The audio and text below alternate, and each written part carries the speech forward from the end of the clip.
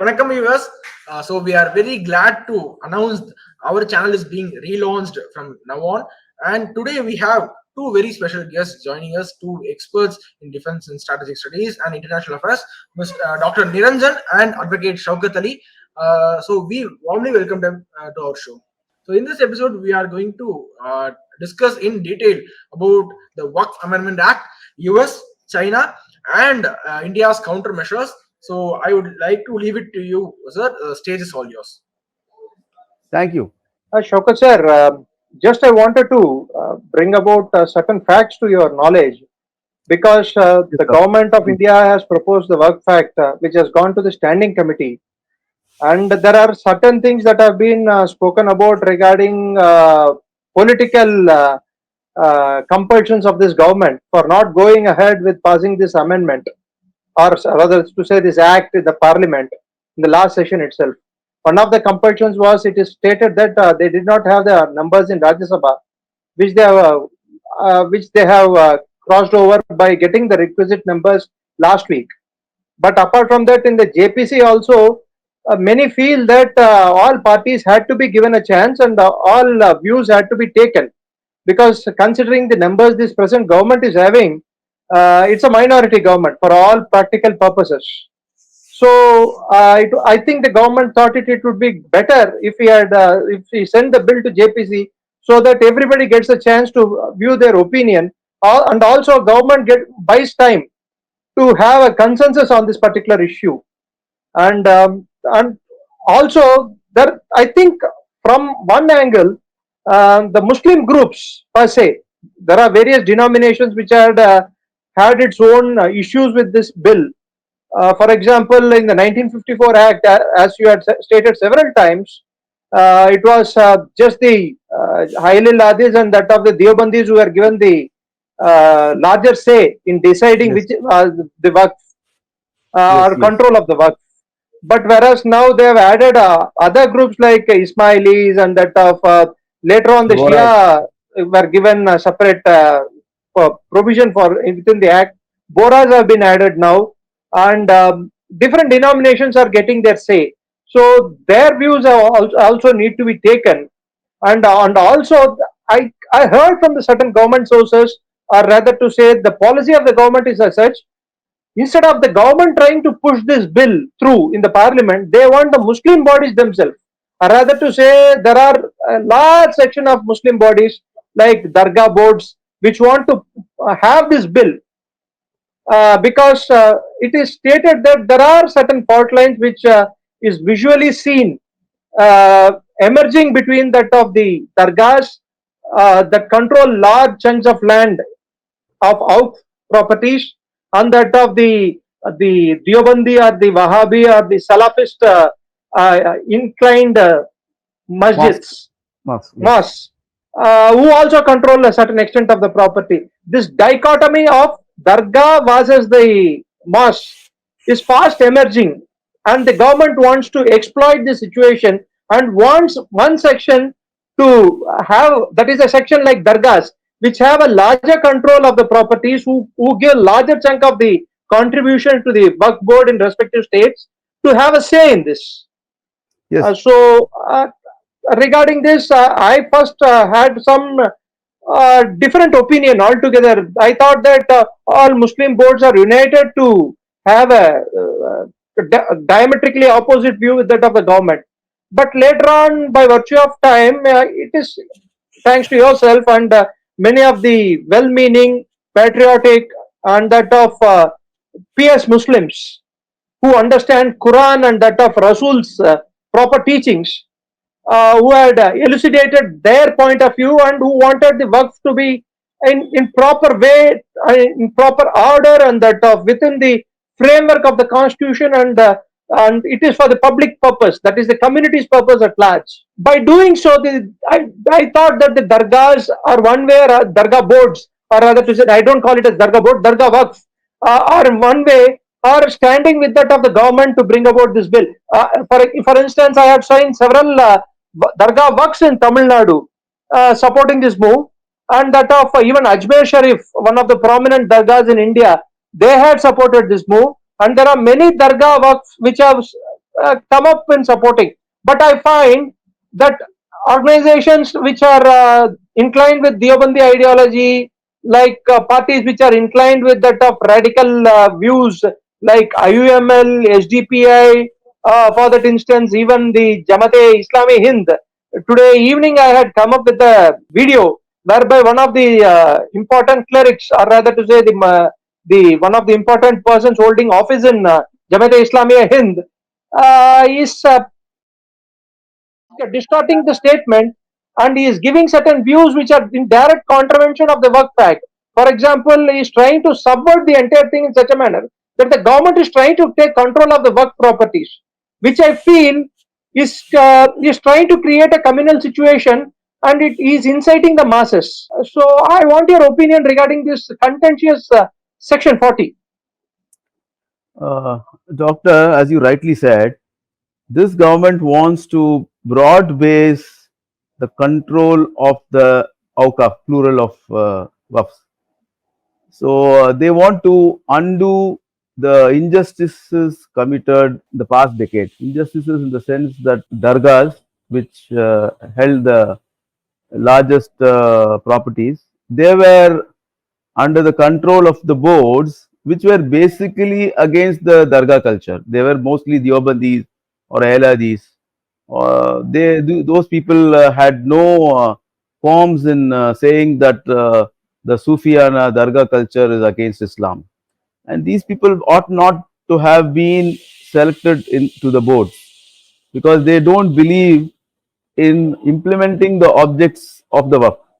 Uh, Even this all the Waqf Acts 1954 and 1995 Waqf Acts, they are very clearly saying that the objects of the Waqif, that is the person who gave the Waqf, it has to be implemented. That is the credo of the Waqf Act.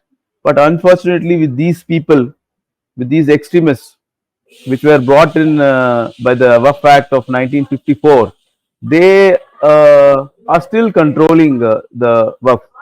And one aspect is not only dargahs, you have the mosques also, which have been built recently out of foreign funds and which owe allegiance to Deobandis or other radicals like Salafist and Ahladis.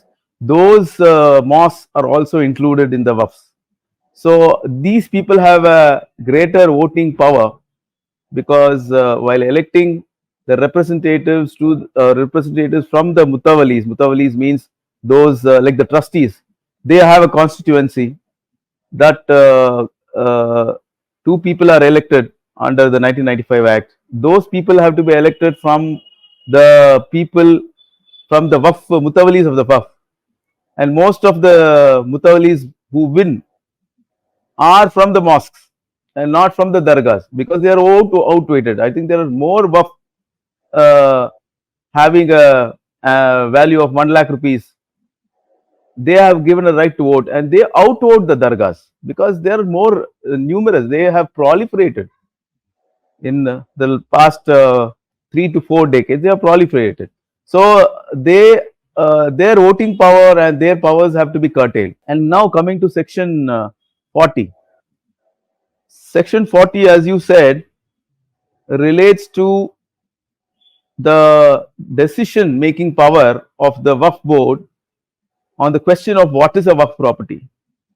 Now, any Waqf, for instance, take for instance Tamil Nadu Waqf board, it completed its profiling of all the Waqfs way back in 1958, and they have brought out a pro forma of properties of the Waqf. But after 1958, many of the Waqf properties were taken under the Land Reforms Act. The properties that were mentioned in the pro forma were not updated. And now, based on the outdated pro forma, they are claiming right over the Waqf. And if the Waqf boards are going to decide the question whether that particular property belongs to the Waqf or not, it has to naturally depend on the pro forma. The pro forma itself is outdated because after 1958 it was not updated. So if any properties had been taken over by the government under the Land Reforms Act, those properties were not deleted from the pro forma. So the Waqf boards were claiming the properties based on the pro forma, which itself were outdated. One. So you mean to Then, say anything that is not updated is outdated? yes, is outdated. And another thing is, the board cannot be a judge in its own cause. That's the Principles jurisprudence. of jurisprudence. They cannot be a judge in their own cause. They can't say yes, this is a Waqf property or not. They can have a say in saying that this is a Waqf property or not, but they cannot decide it themselves. And the wordings is such that the decision shall be final. The decision of the Waqf board shall be final until it is reversed or modified by the tribunal. Now, the tribunal, when you go through the tribunal is also composed of 3 members. So that decides whether the judgment, the order of the Waqf board is correct or not. And fortunately, under section 40, there is no clause, no stipulation that the order of the tribunal shall be final. It doesn't say. Unlike section 73 and 83, they say that the order of the tribunal is final, but it is not final at all. Even assuming the word final is used, even in other section, the order of the tribunal is not final, because the order of tribunal is still amenable under section article 227 of the Constitution of India. But it lies on a very narrow compass, whether the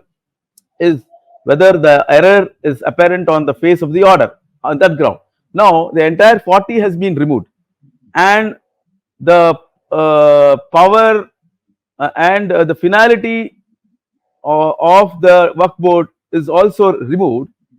And what happens is, once the finality, Waqf tribunal is removed, once the finality is removed, then the person who loses the case in the tribunal can file an appeal. Appeal is on a greater grounds. It's on a wider ground, not just on one ground on which revision is accepted. So any person, even if the Waqf loses in tribunal, it should be very happy, because its appeal is not narrowed down to showing error apparent on the face of the records, but it is on a wider ground. And one more criticism is that section 52A of the 1995 Act, amended in 2013, made the offence of encroachment as non-bailable. Yes, indeed, it had. Now this new act makes it non-bailable. Now, actually, there is no difference. Although the Amendment Act of 2013 made the offence of encroachment punishable with 2 years and non-bailable, what interestingly it says is that the complaint can be laid only by the officer of the Waqf board before the magistrate, not complaint before the police.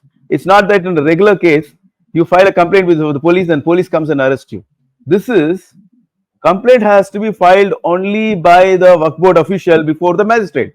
And in many laws, even in in the Companies Act, the SFIO has been given the power to file the complaint with the magistrate, and also given the power to arrest. This power to arrest was not given in 52A. So the question of non-bailable offence is rendered nugatory, because it's a dead letter. When you don't have the power to arrest, how you can say that the Non-bailable and bailable. non-bailable? It makes no sense. Just by saying yes, the offence is non-bailable, but you have no power to arrest. What was given in, what was given was taken back. One step forward. It means that one part of it is contrary to the other part. It means non-performance. No, there was no arrest at all. There is no power to arrest. When there is no power to arrest, where is the question of arresting? So that means the legitimacy of law is questioned, no, sir? No, not the. Yes, when you are blaming, nobody is blaming the Congress government for giving the power and taking it back, giving it one hand. Taking it, then you mean to say that it was surreptitious for the Congress government to bring in such clauses whereby in one part they say yes you can, and other part they say no you can't. Yes, That that means is one is contradictory. It is contradictory. It is yes, self-contradicting itself. yes, because a Waqf inspector doesn't have the powers of the police. Anybody who doesn't have the powers of the police, he has to be conferred with the right to arrest. If you have no power to arrest, where is the question of saying that the offence is bailable or non-bailable? So you mean to say that the Congress government had brought in all these sections and clauses to make the view that for the public, or rather to say the Islamic community Yes, at large, it is that only we it's have only a created facade. such a law that we have given the powers. But Yes, it's prima only a facie, if facade. we look into it, it is nothing but it was a damn squib. In fact, if you ask me, the only greater achievement of the Amendment Act was they changed the spelling WAKF to WAQF. That additional Q, K the was removed. substitution of K by Q is the only achievement of 2013 amendment. So great it is for the Congress. And Yes, as usual, they were pandering to one section of the community, thinking that they are doing justice to them. But yes, unfortunately, the Islamic community at large believed that particular party in power at that point of time, and still they believe so. yes. See, that's the reason why the Dargah people, Butawalis of the Dargah, they thought they wanted to welcome this act because that's going to put an end to control by the Deobandis, because everything is by nomination. There is no election. So nomination, they thought good people will be nominated by the government. And what one beautiful thing about this act is the power of making rules earlier was vested also with the state. Now that power has been removed. So the rule And making power is only with the center. And on what grounds some people will be, the members of the Waqf board will be nominated, will be made by the central government. The central government can bring in a lot of checks and balances to prevent control of the Waqfs by the radicals. central government per se means today it is BJP, tomorrow it can be Congress also. It can be Congress, any government, because the government has to have a control over what is spoken, what is preached in the mosque, in the madrasas. Because every Friday there is a sermon, and sometimes every special occasion there is a sermon. We don't know. You must have heard about several sermons which are against communal harmony, which are against the stability of state. Sometimes I it is have questioning the sovereignty of the country also. sovereignty of the country. I have brought this to the notice of the Honorable Home Ministry right from 2014. I have been bringing to its notice how this power has been, this right to speech is being misused. How the Waqf board can stop all these things under Section 32. How the Waqf board can give a dictates on what to speak, what not to speak. They have not done anything. And as you have brought about all your arguments regarding the present Waqf Act and what are the benefits of passing this act, and how the certain sections of the Islamic community itself feels regarding this act, who are in favor Because and who are against it. certain segments, if you I want to correct, it's not certain segment, then one segment that is controlling the mosque is afraid of this act. Then coming back to the original issue, the context, as you elucidated, you had openly expressed certain apprehensions, rather to say the reality which is happening in many states, where the Waqf board itself, the electoral college is framed in such a manner that the largest contributor is a minority in numbers, whereas the Yes, smallest contributor is the yes, majority in numbers. is majority number. Can you Yes. give an example for the same, sir, so that the viewers will be enlightened to know? See, the largest contributor is Dargahs.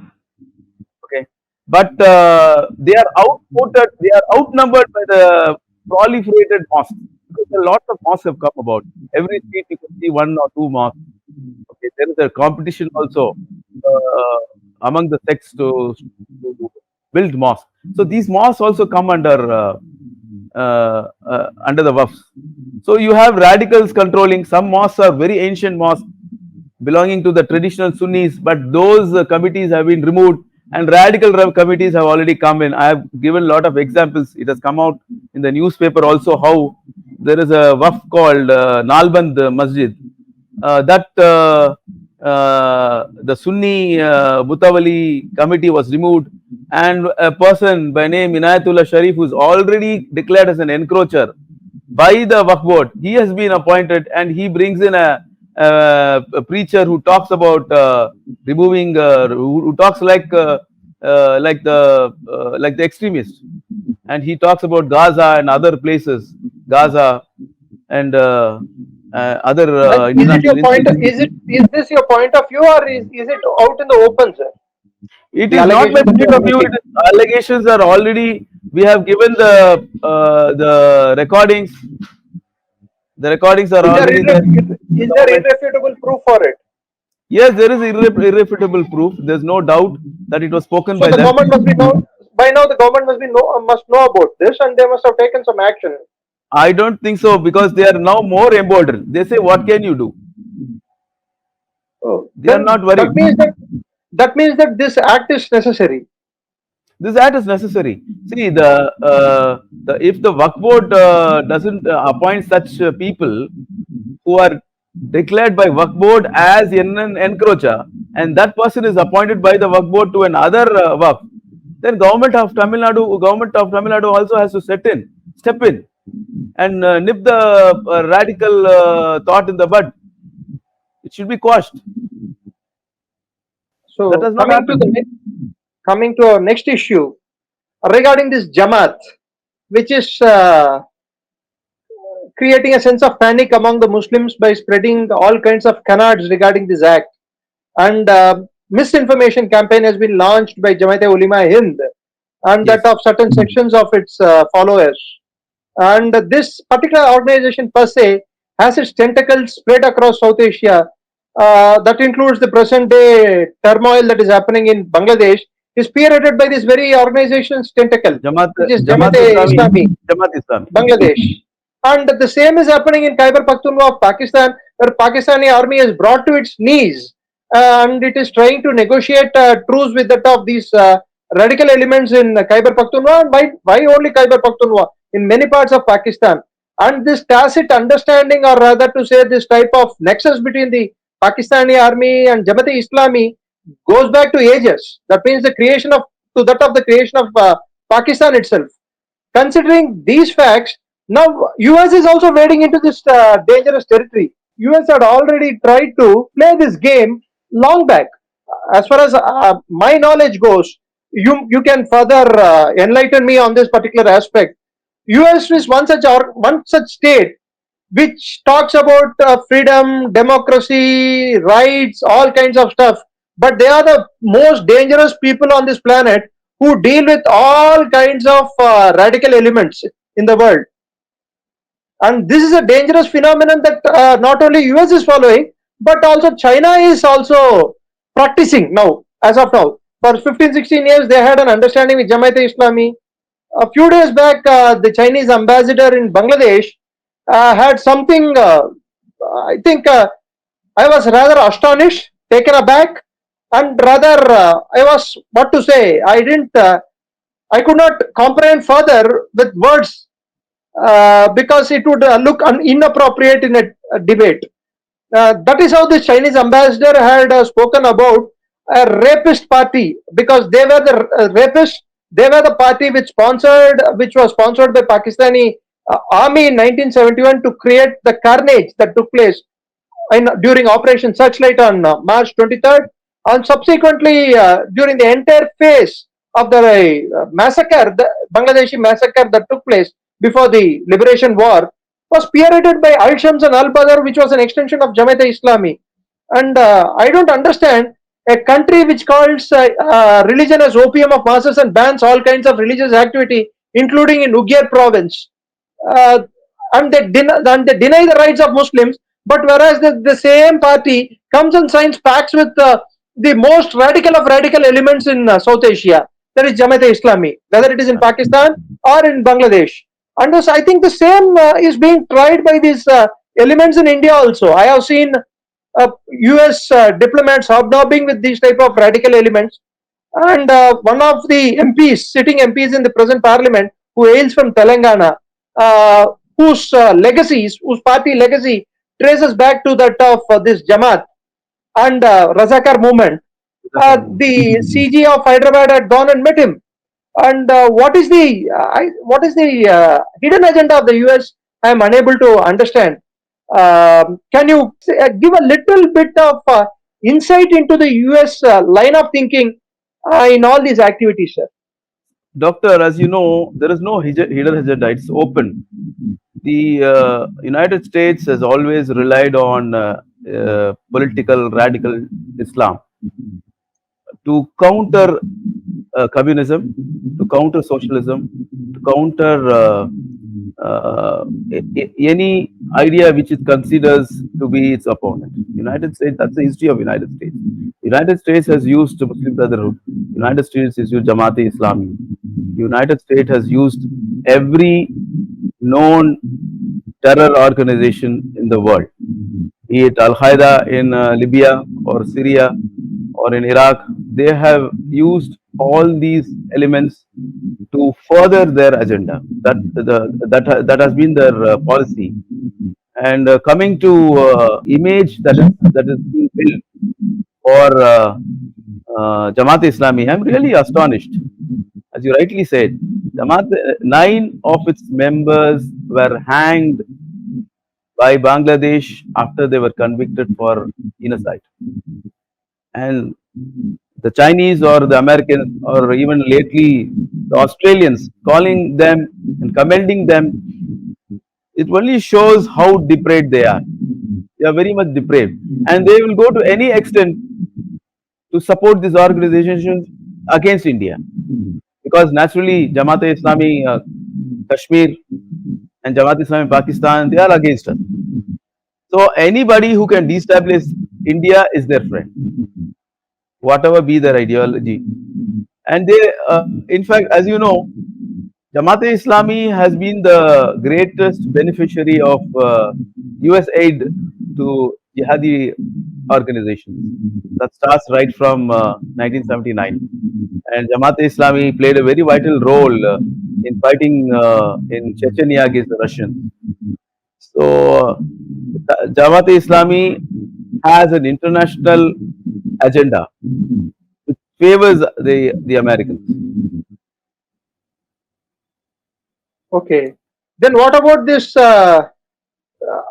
party called Communist Party of China, which makes PS Muslims of Ugyar eat pigs, pork, rather to say, pork, and destroys their mass, destroys their belief system, and burns Qurans in the street, but goes and signs pacts with Jamaat-e-Islami. What kind of this Jamaat-e-Islami is dealing with the Satan then? Is it not against the very idea of Islam, or rather to say the Rasulullah's preachings? Doctor, as you know, these Uyghurs were radicalized by Turkey, Pakistan, and they were sent to fight in Syria. So that really worries the Chinese. They don't want these people to come back or create a revolution in China. For that, it is better to befriend the godfather Jamaat-e-Islami than to pinch, than to confront them. Then I beg to differ on one count with you, sir. I'm sorry to state this. Please. For example, from Kerala, from several parts of India, the Indian Muslims, unfortunately for us, unfortunately for the radical groups, they had traveled down to Syria and they had fought also. But that did not make any of the governments in India, including the present dispensation, which is considered to be anti-Muslim by in all measures, go against them or demean their belief system or destroy their holy places. Don't you think this communist that is dealing with the communists by Jamaat, or rather to say the entire Islamic community in Bangladesh or Pakistan, is virtually like living with the devil?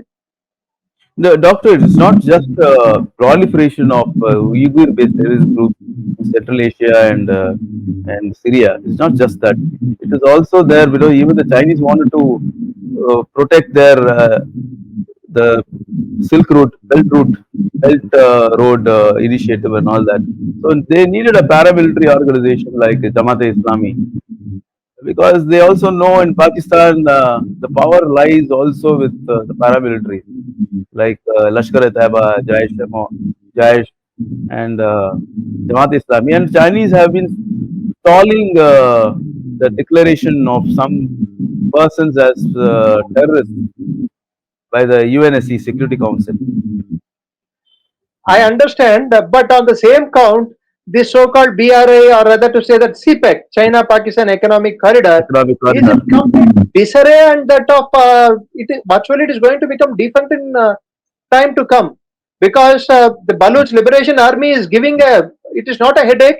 It is a spasmodic pain. That is a perpetual pain in the stomach that it has caused to the Chinese, and it is bleeding Pakistani army day by day, and Doctor, virtually the Pakistani army is kneeling in front of the Baluch. Doctor, when the BRI and other initiatives were started, were about to be started, this agreement, MOU, was signed in 2009, February.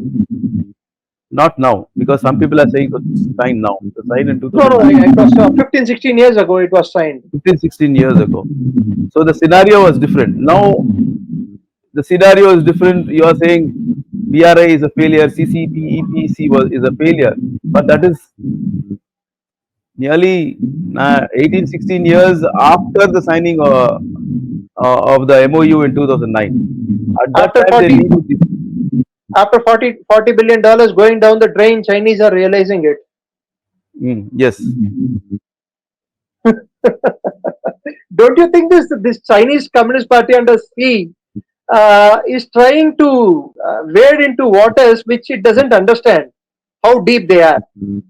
No, doctor, one thing you have to understand is they are against India and they want to prop up any anti-Indian group. Now, the biggest anti-Indian group is the Jamaat-e-Islami Bangladesh. To call Jamaat-e-Islami Bangladesh as a Well uh, organized, well well organized organized, entity. and cadre-based party, it only shows the depravity. It shows the depravity of our enemies. And coming to another part of it, as I already spoke to you, this what is happening in US. There is an election due in the US, and US is one such country which questions every other state's or every other nation state's electoral policy, or rather to say the fairness of the elections conducted in other countries. But their own electoral system is skewed and confused and riddled with lot of what to say. Uh, uh, Various methods are followed in various states. There is no one single system that is adopted in the US electoral measure to elect a new president. Considering this, the US trying to meddle in India's internal affairs and trying to create another Bangladesh like situation in India, don't you think it is high time for the Indian Prime Minister who is visiting United States of America to give ominous signals to the Democrats? By virtue of also giving to Democrats, it means it is giving ominous sign to the State Department also to mend its ways. Otherwise, the Indian community in that country may have other options to exercise. What is your opinion, sir? Doctor, you know what Trump said when he lost the elections? If any other candidate had said this in any other country, the United States would have invaded that country. That shows the malaise that are set in the US's electoral system. And It is outdated, sir. It's as far outdated. It's as absolutely outdated.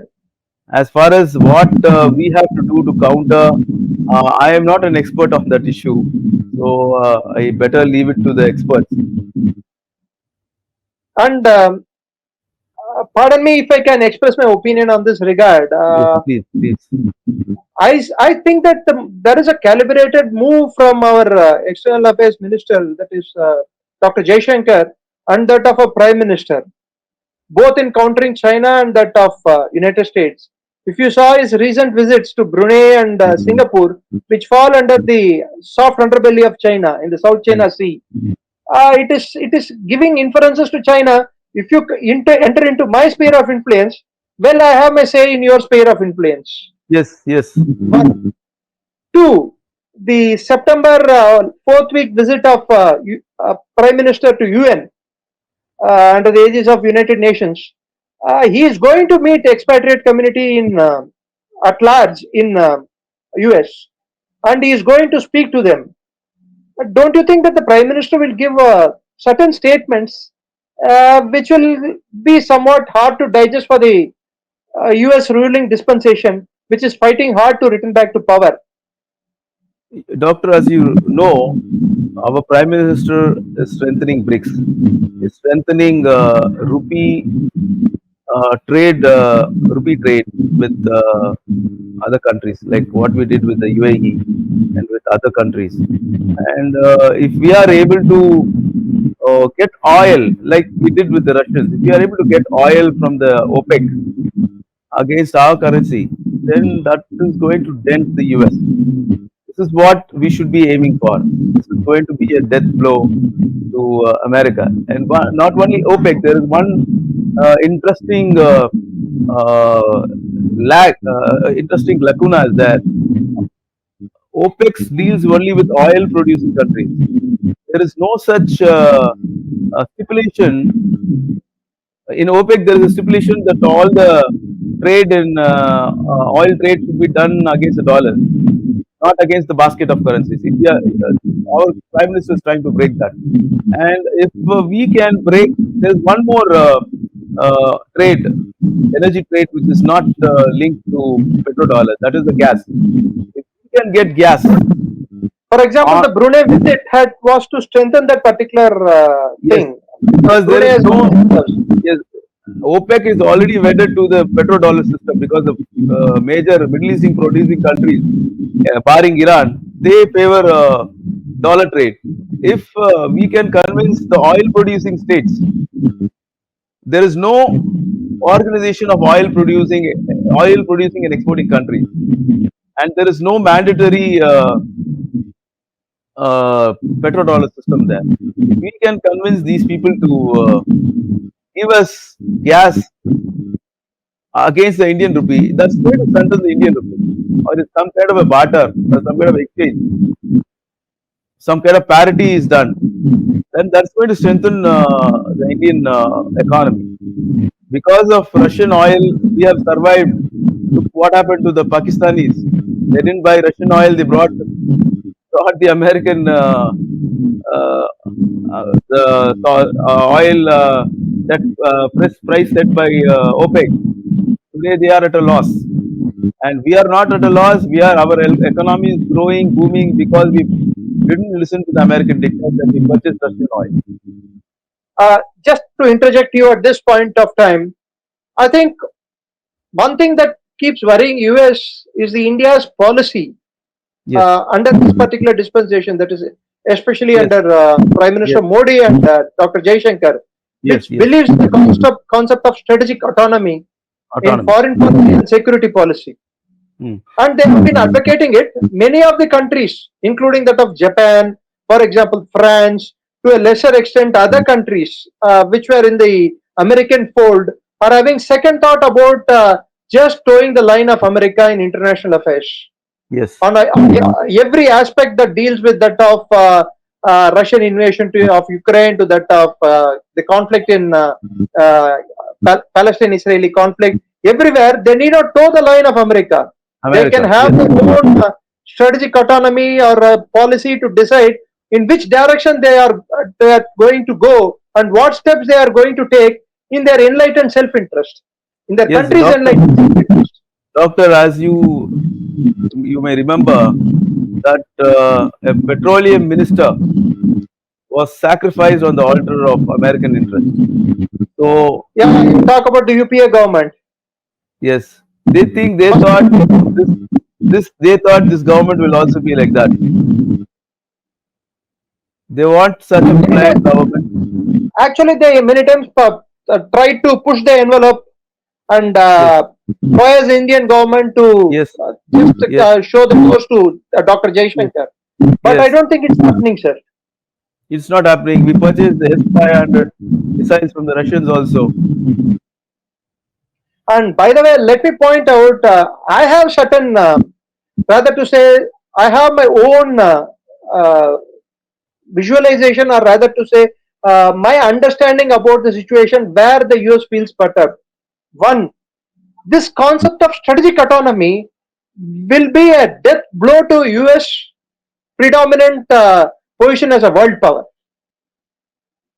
on first count. The second count, US always nurtured the idea since 1990, rather to say 91, that the world should be either unipolar or bipolar. Now, if it comes to bipolarity, they want China as the second pole, because Russia can't emerge as a second pole due to various reasons, which we'll in future we can discuss about. As of now, the US wants either itself as a sole power hegemon in the world, or to be bipolar, US and China, and it doesn't want the world to become multipolar in nature. Once the world becomes multipolar in nature, the US ability to dictate terms or shove its policies on others' throat and change governments at the fall of the hat, and exercising this Monroe doctrine of big stick policy all over the world might not be possible in the long run.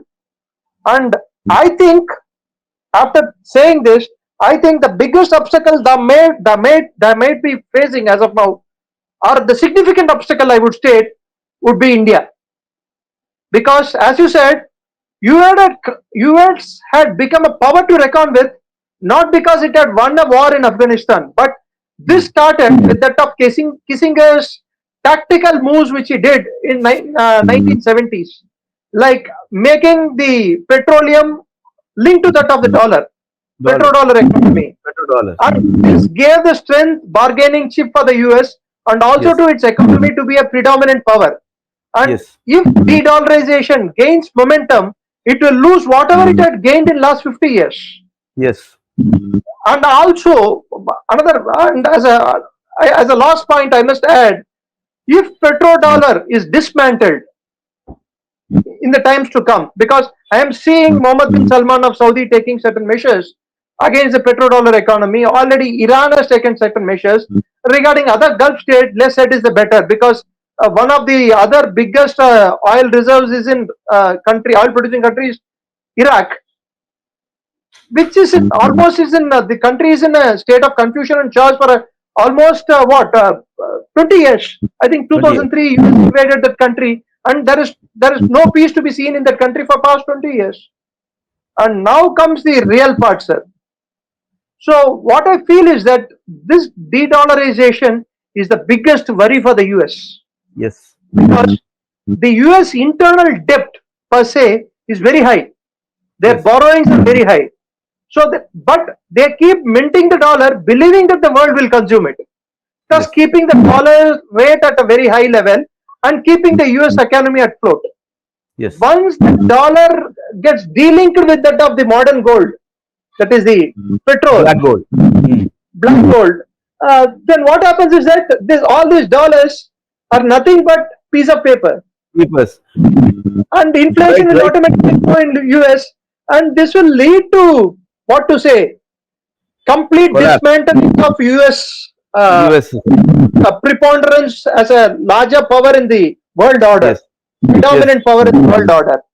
And Doctor, finally to say, I feel Indian government's two measures: one, digitalization, digital economy, and that of UPI, UPI. Integrated Portal Interface, is something that has always rankled the US State Department, Yes, we have because now. they have started adopting it.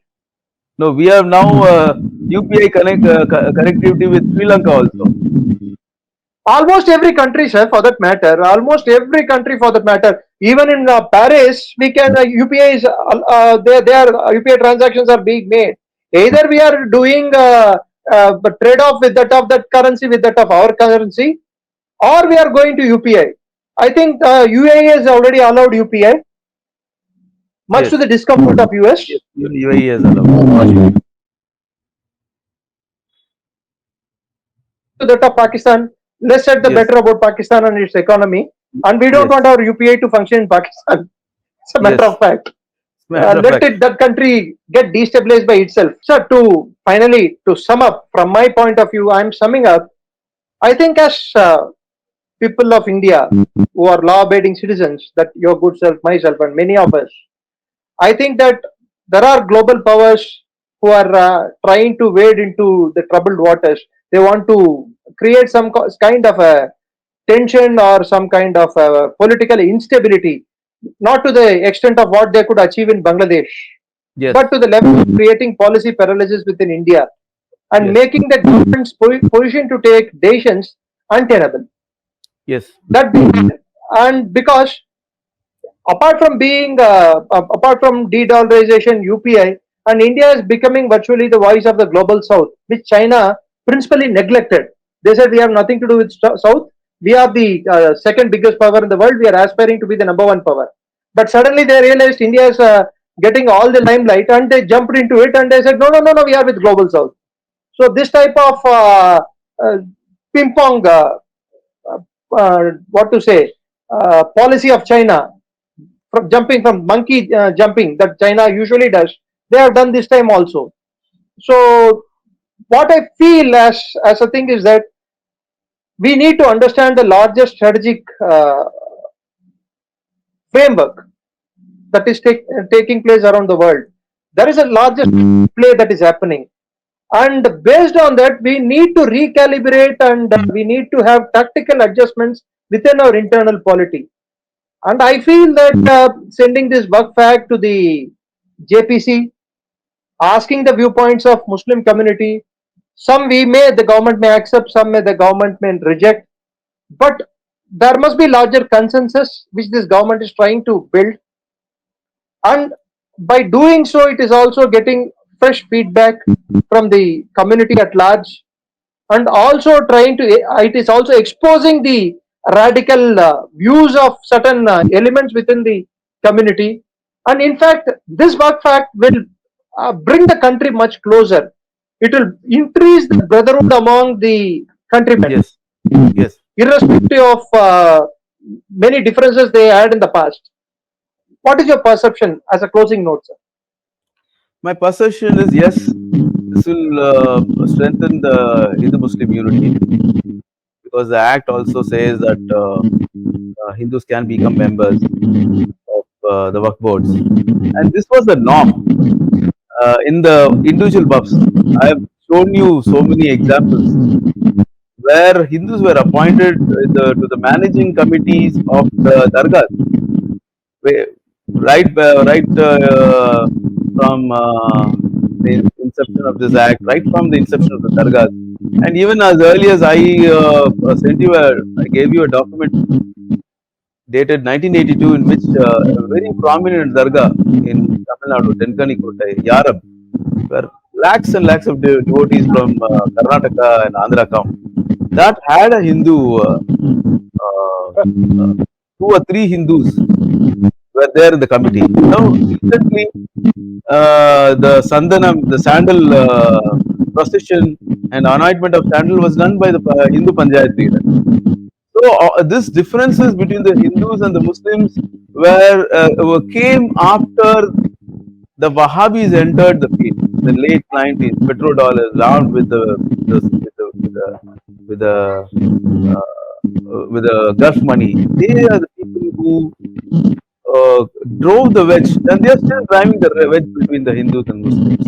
This entire charade will fall once the Dargah people bring their representative, appear before the JPC and they say that we support it, we want this act to be implemented. We have no grudges against the Hindu community. It is the Hindu community's contribution that is sustaining us.